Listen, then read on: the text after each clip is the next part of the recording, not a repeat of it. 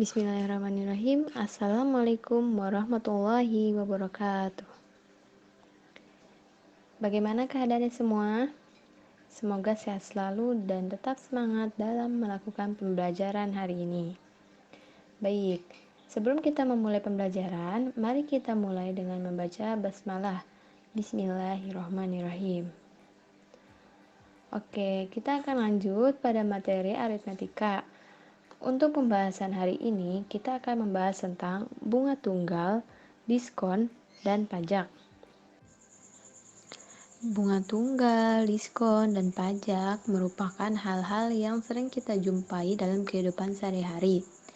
Sebagai contoh, bunga tunggal kita sering menjumpainya di bank. Ketika transaksi meminjam atau menabung, bunga menjadi hal yang biasa. Selanjutnya yaitu diskon. Diskon kita sering jumpai ketika kita berbelanja. Sering ada diskon 50%, diskon 20%, dan sebagainya. Pajak sering kita jumpai dalam keadaan dan situasi apapun. Semisal ketika kita di restoran, biasanya suka ada pajak pertambahan nilai atau PPN 10% dan sebagainya. Oke, langsung saja kita akan memahami bunga tunggal. Apa sih bunga tunggal itu? Dalam kegiatan ekonomi dan keuangan tidak akan lepas dari perhitungan matematika.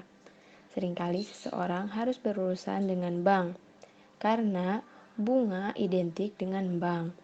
Terkadang bank tersebut digunakan untuk menyimpan uang, kadang pula untuk meminjam uang guna mencukupi kebutuhannya. Sebagai contoh, di lingkungan sekitar kita sering dijumpai bahwa seseorang membeli mobil secara angsuran dengan bunga 10% per tahun. Atau seseorang meminjam uang di bank dengan bunga 2% per bulan. Jadi kata bunga itu nggak asing untuk kita semua. Kita sering dengar istilah bunga, istilah bank di bunga, dan sebagainya. Maka secara umum, bunga dapat diartikan sebagai jasa berupa uang yang diberikan oleh pihak peminjam kepada pihak yang meminjamkan modal atas persetujuan bersama. Ya, selanjutnya yaitu bunga tunggal dapat diartikan bunga yang timbul pada setiap akhir jangka waktu tertentu yang tidak mempengaruhi besarnya modal. Dan untuk rumus mencari bunga yaitu N/12 dikali persentase bunga dikali modal, di mana N merupakan kurun waktu atau lamanya peminjaman. Dan untuk angsuran, kita bisa menggunakan rumus modal ditambah bunga per lama pinjaman. Dan untuk jumlah total tabungan yang kita punya, kita dapat menggunakan rumus modal ditambah bunga. Oke, baik, kita langsung saja ke permasalahan bunga tunggal. Permasalahan bunga tunggal terdapat dua macam, biasanya meminjam uang atau menabung uang atau menyimpan uang. Baik, kita akan bahas yang pertama dulu tentang meminjam uang. Di mana Pak Bagus meminjam uang di bank sebesar 2 juta rupiah. Dia mengangsur pinjaman tersebut dengan nominal 100.000 rupiah per bulan selama 2 tahun. Tentukan persentase bunga per tahun yang disyaratkan oleh bank tersebut. Dari permasalahan tersebut, kita dapat mengetahui bahwa besar pinjaman yaitu 2 juta rupiah. Dan lama pinjamannya yaitu 2 tahun, kita rubah ke dalam bentuk bulan, di mana diperoleh menjadi 24 bulan. Dan angsuran setiap bulannya yaitu 100.000 rupiah. Untuk mencari persentase bunga, tentu kita harus mengetahui dulu berapa besar bunga yang diperoleh.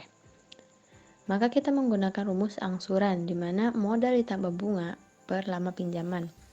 Angsuran setiap bulan yaitu 100.000 rupiah, modal yaitu 2 juta rupiah, ditambah bunga yang ingin kita cari per lama pinjamannya yaitu 24 bulan. Selanjutnya yaitu kita kali kedua ruas dengan 24, di mana diperoleh yaitu 2.400.000 rupiah sama dengan 2 juta rupiah ditambah bunga. Kedua ruas kita kurang dengan 2 juta rupiah, sehingga diperoleh yaitu bunganya Rp400.000. Setelah bunga kita ketahui, maka kita akan masukkan rumus untuk mencari persentase bunga. Kita gunakan rumus bunga. Bunga yang kita cari sudah ketemu tadi Rp400.000. Dan N-nya yaitu 24 per 12 dikali persentase bunga yang ingin kita cari dikali 2 juta rupiah yang merupakan modal atau besar pinjaman. 24 bisa dibagi 12, hasilnya 2.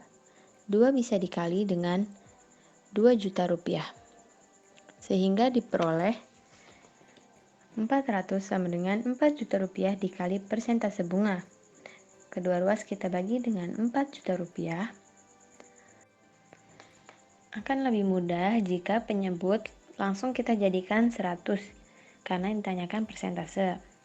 Maka kita dapat mencoret 40 pembilang dan penyebut dan kita bagi dengan 4 sehingga diperoleh yaitu 10 per 100 atau 10%. Jadi persentase bunga per tahun yang Pak Bagus terima adalah 10%. Oke, baik, kita akan ke permasalahan berikutnya yaitu tentang menabung uang atau menyimpan uang di bank. Di mana Maria menabung di bank sebesar Rp2.500.000 dengan bunga 16% per tahun. Yang ditanyakan, berapa lama menabung agar tabungan Maria menjadi 2.600.000? Dari permasalahan tersebut kita dapat mengetahui bahwa modal awal atau pinjaman yaitu sebesar Rp2.500.000 dan persentase bunga yang diperoleh yaitu 16%. Dan kita untuk mengetahui bunganya, kita akan mengurang tabungan yang ingin dicapai dikurang dengan modal, sehingga diperoleh yaitu bunganya Rp100.000. Selanjutnya kita masukkan ke dalam rumus bunga, di mana bunga diketahui Rp100.000 dan N itu yang akan kita cari, berapa lama kurun waktu yang digunakan Maria agar mencapai tabungan 2.600.000 dikali dengan 16 per 100 merupakan pecahan dari 16% dikali 2.500.000 yaitu modalnya. Nah, kita bisa mencoret nol yang sama sehingga diperoleh 1 sama dengan N per 12 dikali 16 per 100 dikali 25. 100 dan 25 bisa kita bagi. 100 dibagi 25 maka diperoleh 4. Kenapa 4-nya ditaruh di sini? Karena 100 dan 25 lebih besar 100. Jadi penempatannya disesuaikan. Selanjutnya yaitu 16 dibagi 4 yaitu 4. Selanjutnya kita akan kali menjadi 4N per 12. Ya, selanjutnya kita kali silang sehingga diperoleh yaitu 12 sama dengan 4N.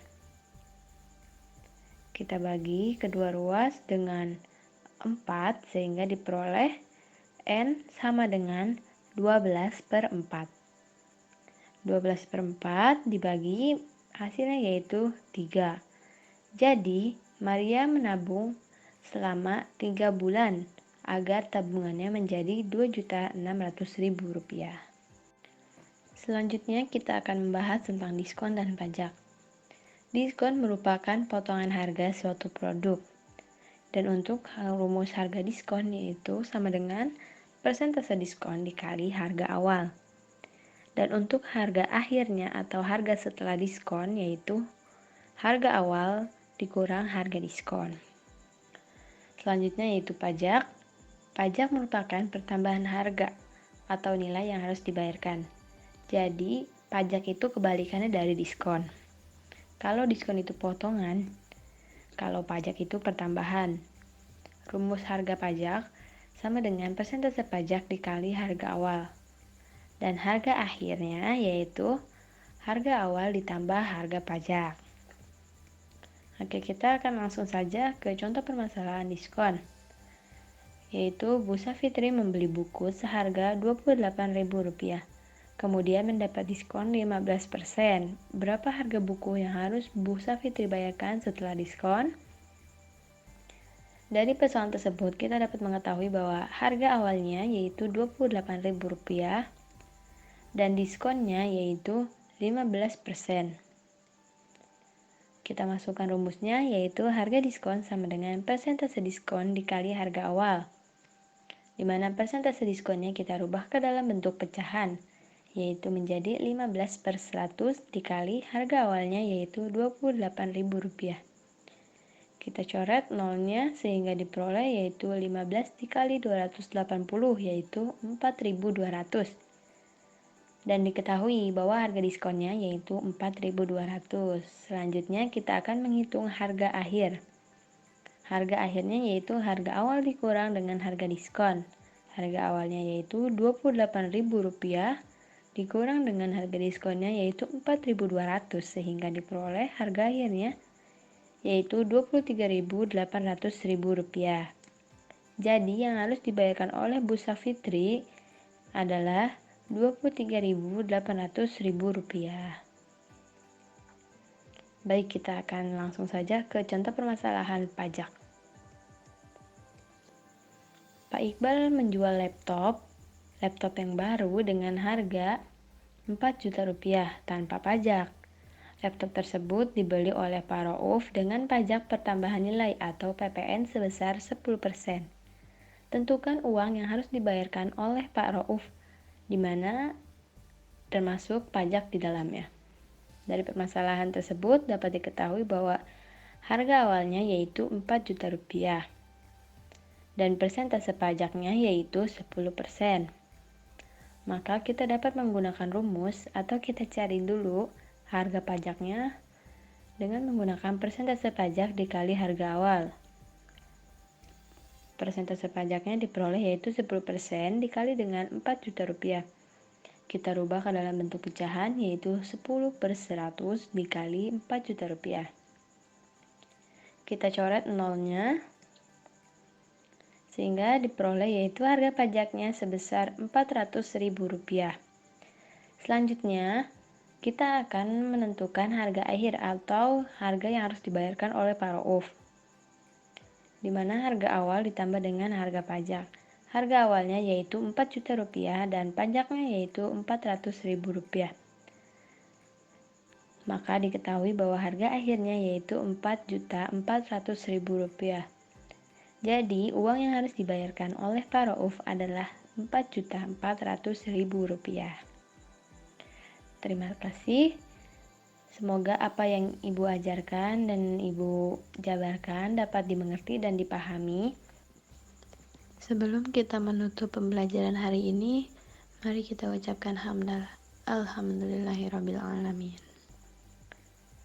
Jika ada yang ingin ditanyakan, silakan ditanyakan. Kurang lebihnya Ibu mohon maaf. Wabillahi taufiq wal hidayah. Wassalamualaikum warahmatullahi wabarakatuh.